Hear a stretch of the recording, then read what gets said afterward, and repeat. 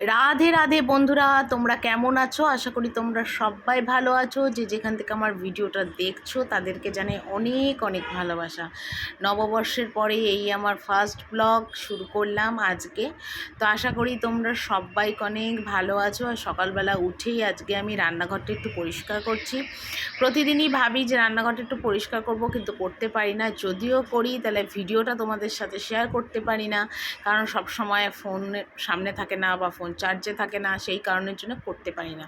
তো যাই হোক, আজকে সকালবেলা উঠে আমি আজকে রান্নাঘরের কাজটাতে হাত দিলাম, কেন রান্নাঘরে একভাবে যদি পরিষ্কার করি, গুছিয়ে সবটা করি, আমার অনেকটা টাইম লাগবে। তো সেই জন্য রান্নাঘরের পরিষ্কারটা আগে করছি। তো ওখানে রান্নাঘর মুছলাম, তারপর বাসন কোসন কিন্তু মাজা পুরো কমপ্লিট। আর করে আজকে দেখো টাইলসটা পরিষ্কার করছি। অনেক দিন হয়েছে, মানে 7-10 দিন হয়ে গেছে টাইলসটা পরিষ্কার করা হয় না। আর যেহেতু সাদা টাইলস এতটাই নোংরা হয় তোমাদের বলে বোঝাতে পারবো না। তো সেই জন্যে টাইলসটা পরিষ্কার করছি। তারপরে টুকিটাকি কাজ তো থাকেই না। তো যাই হোক, সকালবেলাতে উঠেই আজকে এইসব কাজগুলো শুরু করে দিয়েছি। তো ভালো লাগে, সারাদিন কাজকর্মের মধ্যে থাকলে মনটা আমার ভালো থাকে, শরীরও আমার ভালো থাকে। কাজ করতে আমার কোনো আলিস্যি নেই, তবে হ্যাঁ, মানুষ তো একটু বিশ্রাম হলে ভালো হয়, এটাই হলো কথা। তো যাই হোক, এখানে আমি এখন টাইলস পরিষ্কার করছি। আর আমি কিন্তু কোনো সাবান সার্ফ দিয়ে করি না, এমনি বাসন মাজার যে ভিম বার স্কচ ব্রাইট সেই দিয়ে টাইলস পরিষ্কার করি। আর মোটামুটি 7 দিন অন্তর অন্তর করি বলে যে খুব একটা বেশি নোংরা হয় সেটাও কিন্তু একদমই না, মোটামুটি পরিষ্কারই থাকে। তো যাই হোক, ওই লোহার স্কচ ব্রাইট আর বাসন মাজার যে স্কচ ব্রাইট সেই দিয়ে ঘষে ঘষে পরিষ্কার করছি। যেহেতু সাদা সেই জন্য নোংরা হয়। তারপর আমার রান্নাঘরে তো কোনো চিমনি নেই, তো সেই কারণের জন্য একটু মানে লেট হয় আর কি, মানে নোংরাটা একটু বেশি হয় আর কি। আর আমার কোনো হেল্পিং হ্যান্ডও নেই যে সে করবে, আমাকেই করতে হয়। আমি নিজেই মানে বাড়ির হেল্পিং হ্যান্ড আর কি বলতে পারো। তো যাই হোক, ডাস্টবিন বালতি ফেললাম, ডাস্টবিন বালতিটা ধুলাম, নিচের এদিকটা পরিষ্কার হলো, বা সিঙ্কটা একটু পরিষ্কার হচ্ছে। এমনিতেও সিঙ্ক যখনই আমি বাসন মাজি প্রতিদিনই সিঙ্ক আমার পরিষ্কার করে মাজা ঘষা হয়। তো কোনো সময় তোমাদের কাছে শেয়ার করতে পারি, কোনো সময় শেয়ার করতে পারি না, আমার কোনো সেটা ঠিক নেই। যেহেতু আজকে আমার ছেলে ক্যামেরাম্যান হয়ে গেছে, সেই জন্য আমি আজকে ঠিকঠাকভাবে সমস্ত মানে পরিষ্কার করাটা তোমাদের আর কি দেখাতে পারছি, নয়তো সেটা আর হতো না আমার দেখানো। তো যাই হোক, নিচের এই সব কাজগুলো কমপ্লিট করে সোজা চলে যাবো ওর উপরে। আর এত গরম লাগছিলো তোমাদের বলে বোঝাতে পারবো না, প্রচণ্ড গরম লাগছিলো।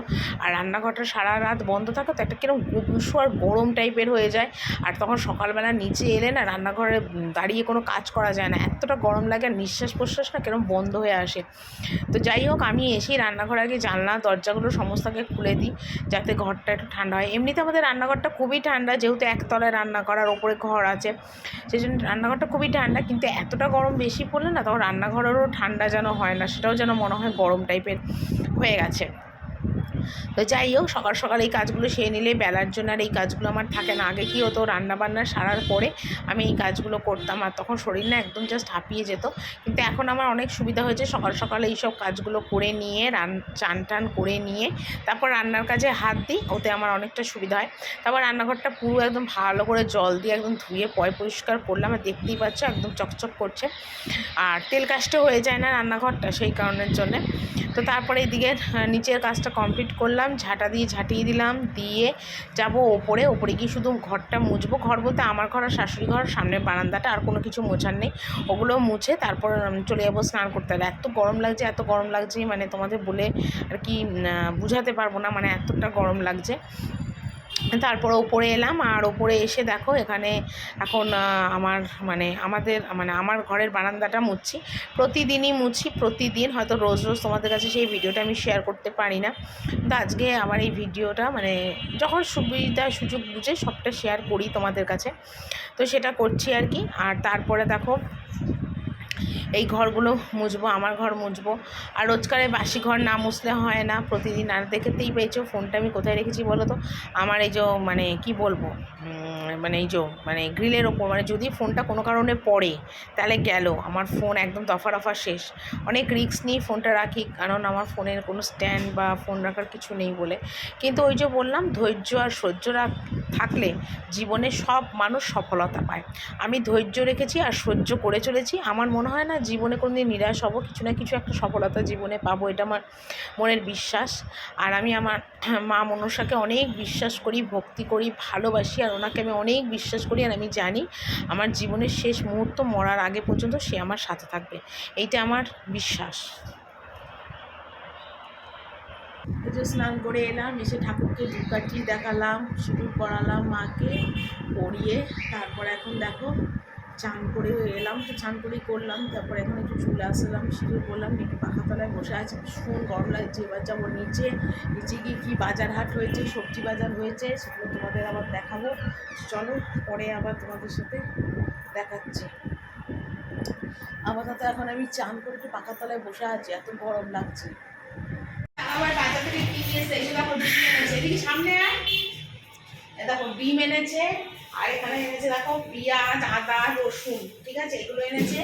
আর এখান থেকে দেখো মুদিখানা থেকে নিয়ে এসছে এখানে সাদা তেল এনেছে একটা, গাজর আর ক্যাপসিকাম এনেছে, এটার মধ্যেও পেঁয়াজ রসুন আছে। আর এখানে মশলার মধ্যে এনেছে দেখো কাশ্মীরি লঙ্কার গুঁড়ো, আর গরম মশলা, ধনে গুঁড়ো, জিরে গুঁড়ো, আর গোটা সরষে, আর আমার একটা দামমাদার পেস্ট, এগুলো সব নিয়ে এলো দোকান থেকে। এখন আমার রান্নার কিছু হয়নি। আর আজকে চালটা না খুব ভালো চাল এনেছে, দাঁড়াও তোমাদের একবার দেখাচ্ছি। ভাই চালটা এনেছে কি দারুণ, পুরো ফ্রাইড রাইস চাল, এটা পুরো ফ্রাইড রাইস বিরিয়ানির চাল নিয়ে এসছে। তো আমি চিন্তা করলাম কি যে আজকে একটা কাজ করি, ডিম কষা করি, আর গাজর ক্যাপসিকাম আছে, আর ডিমও আছে, ডিমের ভুজিয়া করে গাজর ক্যাপসিকাম দিয়ে ফ্রাইড রাইস করি আর ডিম কষা, দারুণ খাওয়া হবে না? তো সেই জন্য এই চালটা ফ্রাইড রাইস আর বিরিয়ানি দিয়ে চাল, তো সেই জন্য ভাবলাম যে একবারে ফ্রাইড রাইসই করি গাজর ক্যাপসিকাম দিয়ে, আর ডিম কষা দিয়ে। ডিম কষাটা হয়তো দুবেলারই করে রাখবো, ওবেলা যা হোক একটা কিছু করবো, রুটি হোক, পরোটা হোক, লুচি হোক, যাই হোক, সেটা খাওয়া হবে। চলো আমি দেখো বাবুকে এখন খেতে দিয়ে দিয়েছি ডাল আর ডিমের অমলেট, ডবল ডিমের অমলেট আর ডাল, বাবুর ফেভারিট খাওয়া, তাই না বাবু? ফেভারিট খাওয়া না? বাবুর আবার ফেভারিট খাওয়া ডাল আর ডিমের অমলেট। আর ভাত তো হয়েই গেছে, ভাত দাও। এখানে দেখো ফ্রাইড রাইসের জন্যে গাজর আর ক্যাপসিকাম কেটেছি, পেঁয়াজ কুচি করেছি, টমেটো কেটে নিয়েছি, আর এটা মিক্সিতে বাটা হবে। তো দেখো তারপরে এখানে পেঁয়াজের বেরেস্তা করে নিলাম, আর পেঁয়াজটা যখন লাল লাল ভাজা হয়ে গেল তার মধ্যে দেখো এখানে পেঁয়াজ বাটা, আদা বাটা, রসুন বাটা, কাঁচা লঙ্কা বাটা দিলাম। তো দিয়ে তারপরে মধ্যে জিরে গুঁড়ো, ধনে গুঁড়ো, কাশ্মীরি লঙ্কার গুঁড়ো, একটু নুন দিয়েছি, চিনিটা এখনও দিইনি, আর টমেটো কুচি করে রেখেছি ওটাও এখনও দিইনি, আর ভাজা আলু আর ডিমটা তো আগেই আমি ভেজে রেখেছি। এবার মশলাটা খুব ভালো করে কষাবো, আর কষিয়ে যখন একটু তেল ছাড়বে তখন এর মধ্যে ভাজা ডিমগুলো দিয়ে দেবো। তবে আমি কিন্তু এইভাবেই ডিমটা করি, আর ডিমের বেরেস্তা করে যদি ডিমের মশলা বেটে দেওয়া যায় তাহলে সেই ডিমটার টেস্ট পুরো মানে মটনের মতন টেস্ট লাগে, আর খেতেও খুব ভালো হয়। তো দেখো মশলা কিন্তু একদম কষানো হয়ে গেছে, ওর মধ্যে একটু চিনি দিলাম, আর এখানে দিয়ে দিলাম দেখো ডিম দিয়ে খুব একটা বেশি ভাজবো না, কারণ ডিম বেশি ভাজলে না আমার ডিম ভেঙে যায়। তারপর জল দিয়ে দিয়েছিলাম। আর এখানে দেখো ফ্রাইড রাইসটার জন্য এখানে গাজর কুচি, ক্যাপসিকাম কুচি, ডিমের ভুজিয়া সব রেডি করে রেখেছিলাম। তারপর চালটার মধ্যে দিলাম, গোটা গরম মশলা ফোড়ন দিয়েছিলাম, আর দিয়ে এখানে ভালো করে একটু নাড়িয়ে নুন মিষ্টি দিয়ে মানে টেস্ট করে আর কি নামিয়ে নেব। তো ফ্রাইড রাইস করেছিলাম আর ডিম কষা করেছিলাম আজকে দুপুরে মেনুটা তোমাদের দেখিয়ে দিয়ে। দেখো প্লেন সাদা ভাত, যেটা আমার শাশুড়ির জন্যে, আর এখানে আছে মাছের কালিয়া, ডাল, ঠিক আছে, এটা আমার শাশুড়ির। এটা হলো রাত্রিবেলার ডিমের ঝোল করে রেখেছি একটু, তবে রাত্রিবেলা কিন্তু ঝোলটা আমি একটু টানাবো, ঠিক আছে। আর এখানে হয়েছে দেখো মিক্সড ফ্রাইড রাইস, ডিম দিয়ে, গাজর দিয়ে, সব কিছু দিয়ে এখানে ফ্রাইড রাইস বানিয়েছি একদম ঝরঝরা। আর এখানে ভাগ্নির আর ছেলের ডিমের কষাটা বেড়ে রেখেছি, আর এখানে শসা আর পেঁয়াজ, ঠিক আছে, শসা আর পেঁয়াজ স্যালাড, আর এটা হলো ডিম কষা রাত্রি মানে দুপুরবেলার আর কি, ঠিক আছে। এই ছিল আজকে দুপুরের মেনু। বাবুর এখন ভাত নিয়ে এসেছে, ভাত না ভুল বললাম, ফ্রাইড রাইস, আর এই যে ডিম কষা, ফ্রাইড রাইস আর স্যালাড এলাম। বাবু এখন খাচ্ছে, বাবু খা তাড়াতাড়ি, খা, খেয়ে বল কেমন হয়েছে, তোর ফেভারিট দেখ কি নিয়ে এসছি, দেখ আজকে তোর ফেভারিট খাবার নিয়ে এসছি, একটু ভেঙে খা বাবা।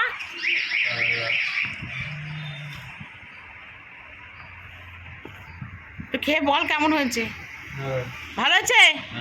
আচ্ছা তো বাবুর একদম খাওয়া দাওয়া কমপ্লিট করলো, খাওয়া দাওয়া কমপ্লিট করে আমি একদম জামা কাপড় ছেড়ে হাত মুখ ধুয়ে সন্ধে দিলাম। সন্ধে দিয়েছিল ছাদে যে জামা কাপড়গুলো তুলেছিলাম সেগুলো ভাঁজ করতে বসলাম। তো ভাঁজ করে ফোনটা চার্জে দিয়েছিলাম। তারপরে এই করে সন্ধে হলো, সন্ধ্যের পরে তোমাদের দাদাভাই এলো, তাকে খেতে দিলাম।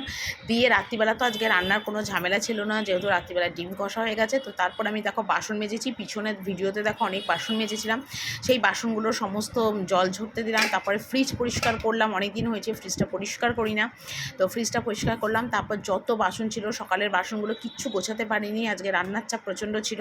তো তারপরে সেগুলো গুছিয়ে রুটি করে তারপর দেখো চলে এলাম ওপরে রাত্রিবেলার খাওয়া নিয়ে। আমি এখানে দুটো রুটি আর দুপুরে ফ্রাইড রাইস ছিল অল্প, সেটা খেয়ে নিচ্ছি। আর বাবুকেও রুটি আর ডিম কষা দিলাম, একটু স্যালাড নিয়ে নিলাম। আর এইভাবেই আজকের দিনটা কাটালাম, আর এইভাবেই আজকে ব্লগটা এখানে শেষ করলাম। আশা করি তোমাদের অনেক অনেক ভালো লাগবে, তোমরা অনেক অনেক করে ভালোবাসা দিও, সাপোর্ট করো। তো এইভাবেই আজকের দিনটা শেষ করছি। সবাই ভালো থেকো, টাটা, গুড নাইট।